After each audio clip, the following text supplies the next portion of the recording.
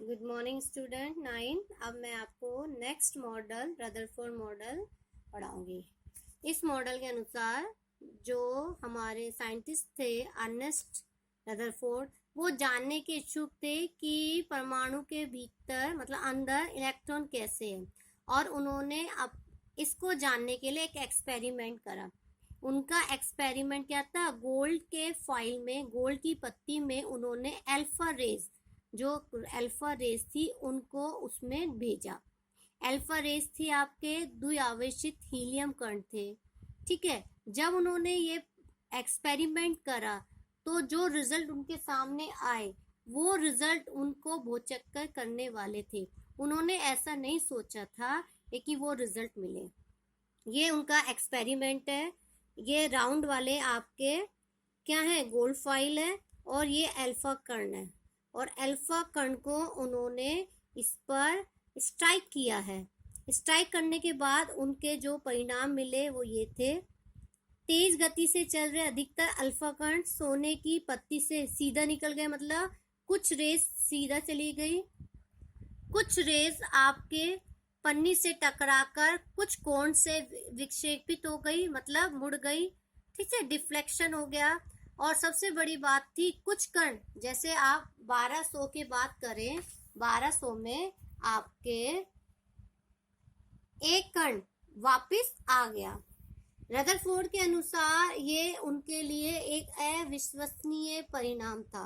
उन्होंने ये नहीं सोचा था कि ऐसा हो सकता है। उन्होंने अपने इस बात को बताया कि यदि मैं 15 इंच का तोप का गोला किसी टिश्यू के टुकड़े पर मारता हूँ तो वो टिश्यू के टुकड़े से टकराकर वो तोप का गोला सीधा लौटकर हमें ही चोट पहुंचाता है, जो कि एक आश्चर्यजनक बात थी।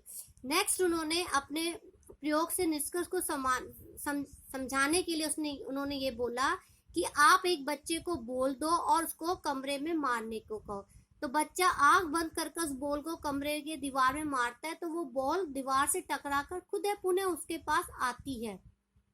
लेकिन जब हम एक बच्चे की आंख में पट्टी बांध दें और उसे तारों से भरे हुए एक ऐसी जगह में करें और उसको तार में बॉल मारने को कहें, तो बॉल उसमें से तार से टकराकर बाहर की तरफ जाती है या अंदर की तरफ आ सकती है। तो ये एक्सपेरिमेंट का करने जो उन्होंने किया वो इसकी तुलना था, जो कि एक आश्चर्यजनक था। फिर इस तर्क को लेकर उन्होंने अल्फा कण में रदरफोर्ड ने निम्न परिणाम निकाले कि यदि एक्सपेरिमेंट ये बताता है, तो रदरफोर्ड ने कहा परमाणु के भीतर वाला अधिकतर भाग क्या है? आपका खाली है, अधिकतर भाग खाली है। सेकंड, उन्होंने कहा कि बहुत कम कण अपने मार्ग में विक्षेपित हो रहे हैं, तो इससे लगता है कि जो धनावेशित भाग है बहुत कम है। और 180 पर जो विक्षेपित हुए, जो ये संकेत मिलता है कि आपका परमाणु पूर्ण भाग कैसा है? पॉजिटिव है। तो उन्होंने अपने एक्सपेरिमेंट में 3 चीजें बोली कि परमाणु खोखला है, परमाणु धनावेशित भाग बहुत कम है उसके, और यदि 180 पर विक्षेपित थे तो यह संकेत मिलता है कि परमाणु का पूर्ण भाग धनावेशित भाग है। इसका मतलब जो द्रव्यमान है परमाणु के भीतर उसमें बहुत कम आयतन सीमित है। तो ये उन्होंने अपने एक्सपेरिमेंट के बाद ये चीजें 3 चीजों का निष्कर्ष निकाला। अपने प्रयोग के आधार पर रदरफोर्ड ने जो भी नाभिक के मॉडल प्रस्तुत किया उसके निम्नलिखित लक्षण थे। सबसे पहला, परमाणु का जो सेंटर है वो पॉजिटिव है, ठीक है, जिसे नाभिक कहा गया। और नाभिक, एक परमाणु का लगभग संपूर्ण द्रव्यमान कहाँ होता है? नाभिक में स्थित होता है। इलेक्ट्रॉन नाभिक के चारों ओर गोल चक्कर में चक्कर काटते हैं, और नाभिक का आकार परमाणु के आकार की तुलना काफी कम होता है।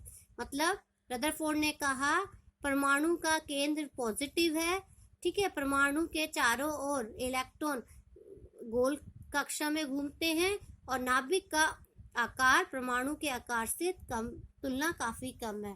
फिर उसके बाद परमाणु जो रदरफोर्ड ने मॉडल दिया उसकी सबसे बड़ी कमी थी, यदि कोई चीज गोल गोल चक्कर काटती है तो एक समय आने पर उसकी एनर्जी कम हो जाती है, और जब उसकी एनर्जी कम हो जाती है तो वो अपने गिर जाती है। तो वो गिरकर कहाँ आएगी? नाभिक में आएगी, जो कि बात परमाणु की अस्थिरता को बता रही थी। इसीलिए रदरफोर्ड के परमाणु की इस बड़ी कमी को माना गया कि ऐसा नहीं हो सकता। यदि ऐसा होगा तो हर आपका परमाणु का इलेक्ट्रॉन घूमते घूमते गिर जाएगा और परमाणु स्थायी अस्थिर होगा, जबकि हमें पता है परमाणु स्थिर है।